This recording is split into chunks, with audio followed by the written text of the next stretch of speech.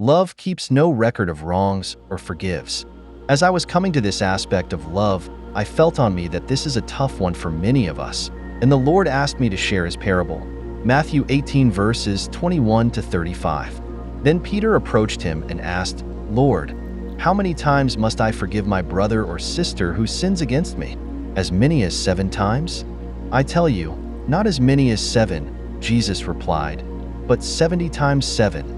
For this reason, the kingdom of heaven can be compared to a king who wanted to settle accounts with his servants. When he began to settle accounts, one who owed 10,000 talents was brought before him. Since he did not have the money to pay it back, his master commanded that he, his wife, his children, and everything he had be sold to pay the debt. At this, the servant fell face down before him and said, 'Be patient with me, and I will pay you everything.' Then the master of that servant had compassion, released him, and forgave him the loan. That servant went out and found one of his fellow servants who owed him 100 denarii. He grabbed him, started choking him, and said, 'Pay what you owe.' At this, his fellow servant fell down and began begging him, 'Be patient with me, and I will pay you back.' But he wasn't willing. Instead, he went and threw him into prison until he could pay what was owed.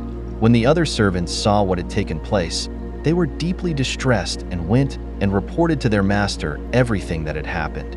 Then, after he had summoned him, his master said to him, 'You wicked servant, I forgave you all that debt because you begged me. Shouldn't you also have had mercy on your fellow servant, as I had mercy on you?'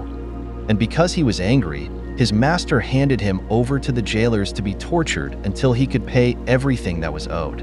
So also my heavenly Father will do to you, unless every one of you forgives his brother or sister from your heart.